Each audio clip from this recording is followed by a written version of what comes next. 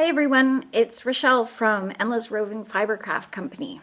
I am coming to you today, February 28th, 2017, from the kitchen table on Pender Island, and I hope you'll join me with a cup of tea while I talk about some of my spinning and knitting projects that I've been working on, as well as a couple of updates, if you will, about what we've been doing at the farm.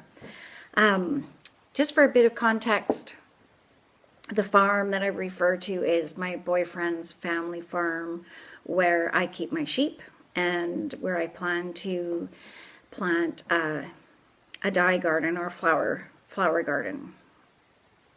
I mean, really what I'm going for is a berry patch and a dye garden. So that's what I've been chipping away at. Actually, there's not a whole lot to tell. We've had some snow and rain, and John's been out there. We're working towards improving the pasture, and so he's taken down a couple of cedar trees. That's the latest thing, and then he's gone in there with a tractor and kind of leveled out some of the hummocks that have been, you know, there for a long time. So slowly but surely we're working away over there. What else did I tell you? It's February 28th, 2017, and I wanted to have one of these podcasts out each month, and so I've kind of left it to the 11th hour. I was going to record from the farm on Saturday, and my iPad wouldn't start up, so here we are at the kitchen table instead, and the light's going to be changing, so I just have to get this out. This is like take 12. I'm going for it this time. So I thought I'd just start with some of my knitting. I've got two works in progress. Well, this one I'm not going to get much farther until I replace my needles. But in one of our early episodes, oh yeah, I forgot to tell you that too. So I'm half of the Roving Hearts podcast. So I'm Endless Roving, my friend Laura is I Heart You. Together we created the Roving Hearts podcast, and so far this year it's just me. So we'll see what happens with that. But in one of the earlier podcasts, I talked about using this beautiful yarn that was dyed by our friend Rowie from Pirates Yarn. And this is her Burn and Pillage colorway. And it looks so much different knit up than it did in the skein. So this is a superwash. Oh, I don't have the tag. I think it's a DK. Yeah, I think it's a DK weight. So superwash. I do really love the colors. Now that they're knit up, I'm realizing they're not my colors. But I do have something in mind for this. So this is the Lazy Daisy Shawlette from Orange Flower Yarn. It's a free pattern on Ravelry. And I've got it on scrap yarn at the moment because my knitting needles fell apart. I was so upset. So upset. Anyway, knit picks options, and let's see, is that it?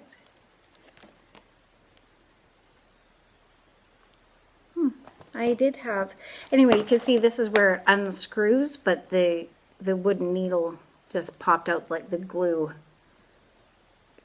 loosened or something happened. Anyway, so I'm not sure if just a bit of crazy glue will fix that, but you know what? I think I'll just get some new needles and take it from there. So that is yet another project that's on hiatus. I do really love how this is knitting up. I really like these pops of pink and the orange, but I know who's going to love it even more than me. So that's that. And it's working up really quick. It's a very straightforward pattern. I think I mentioned, oh right, so that's a work in progress project in progress.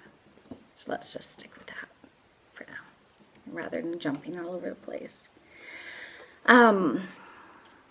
You might recognize this yarn. I've talked about it in previous episodes. So this is a blend of merino. It was gray merino that I dyed. Let's see if I'll show you how it's knitting up, and then you'll be able to see some more of the color changes. Looks so much more interesting when it's knit. Anyway, merino and Romney, both dyed by me. And so I'm knitting another Spokane sweater. So Spokane is by Gabriel Dansnit, Danskknit. And that's a paid pattern that I found on Ravelry. So this is the back. It's just the easiest to show. And I'm really liking how it's striping up. And then actually I'm even showing it to you upside down.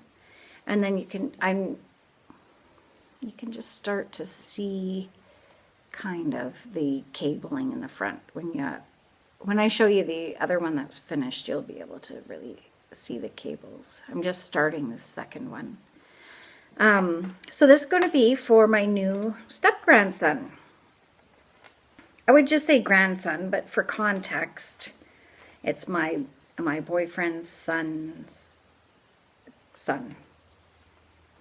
I don't know why I feel very awkward on here today, but I'm plowing through, and I hope that you will bear with me. Hi again. Just a little splicing and dicing today. So yeah, I didn't rip it out twice. I've ripped it out once.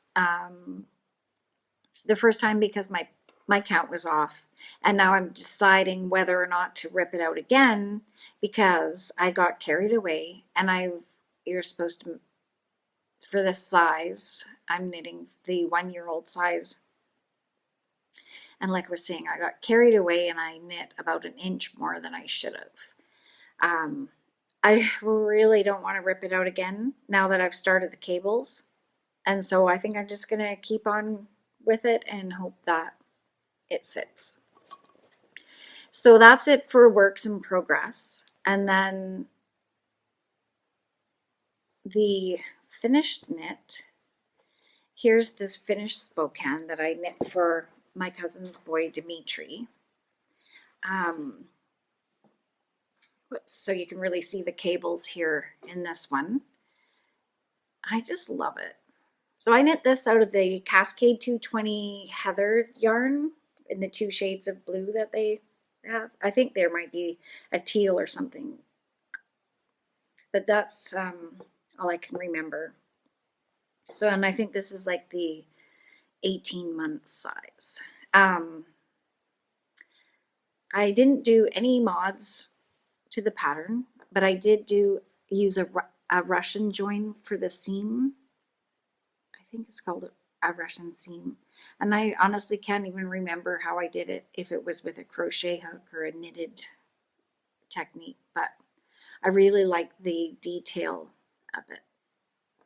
And then, so it started off as kind of a nice square hood.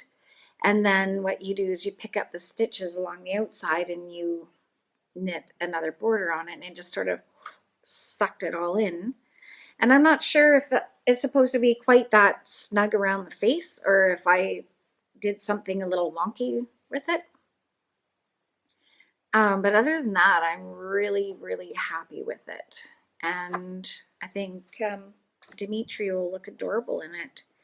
And then, like I was saying in the last episode, I hadn't sent it off because I wasn't sure what I was going to knit for Rosabelle, his older sister. And so I used some more of Rowe's yarn. This is the leftovers from the sweater that I knit for Elsa, baby Elsa. And so this is the Simple Knitted Beanie by Autumn Street. This is the second one that I knit. and it's so soft, and I think it will fit her well. And I think they're fun little girl colors. So really easy knit. It only took an evening to do, and that's ready to go. And then this is the other one that I knit for the little boy down the street. His name is Ernest, and he's just the cutest little guy. He always has a smile, so I was happy to do this. And this is the leftover, some of the leftover Cascade yarn. So, you know, it's going to be wearable. And I think it's going to suit him. He's got blue eyes. So those are those. That's it for the knitting. That's it for the knitting. And I have 2 spins in progress. One, I'm just starting to play around with the samples for that Cheviot that I've got at the 100 Mile Fleece and Fiber show last fall. I was thinking of doing it. Oh, it wasn't last fall, it was last spring already. Oh my. Anyway, good thing I'm onto it now. I wanted to knit a pullover out of it, and I don't have quite enough. So I'll talk more about that next time and show you what I've got done. And then I can't find the end of this. I'll show you the roving first. This is from the Fiber Share package that I got, my first time ever. And there's another one going on right now, so I have to hurry up and get signed up. But isn't that gorgeous? Look at the shine in that. It's like an icy blue with some dark gray. I think the colorway is Stormy Sky or Storm Clouds. It's by Three Waters Farm. And my FiberShare partner who sent this to me was Elisa, I think, from, she goes by Mama28 on Instagram. Just look at that. That is really, really pretty. And I was so excited to get something from Three Waters Farm because I've seen that name around a lot, and you know, people seem to really enjoy working with their fiber. Hi everyone, it's Rochelle picking up where we left off, I hope, from the beginning of this episode. It's Saturday, March 4th. A few days have gone by, and I apologize for that, but I'm at the farm and it's a beautiful sunny day. And the sheep were just coming to check out everything that I was doing a few minutes ago. I think all you can really see in behind me is the scrap metal from the garden area that I've been preparing. The guys are working on the meat cooler, which is going to come in handy around here. And yeah, I think I kind of got through the knitting part of the episode, but I did want to show you the progress I've made on that little sweater. I finished the body. Oops, there. And I've just started the first sleeve.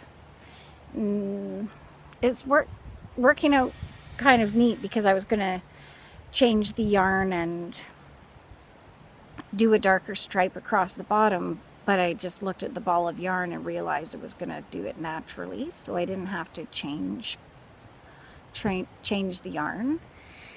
And this is what I have left for both sleeves. Hello.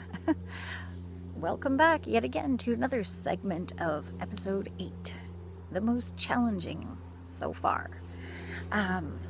Yeah, I had a lot more to talk about with you, and when I was at the farm that last time, the light was perfect, everything was perfect, and my iPad crapped out on me. So I've decided to save the spinning talk for the next episode and just wrap this up. So if you've made it this far, I really appreciate your patience, and the next one will be better.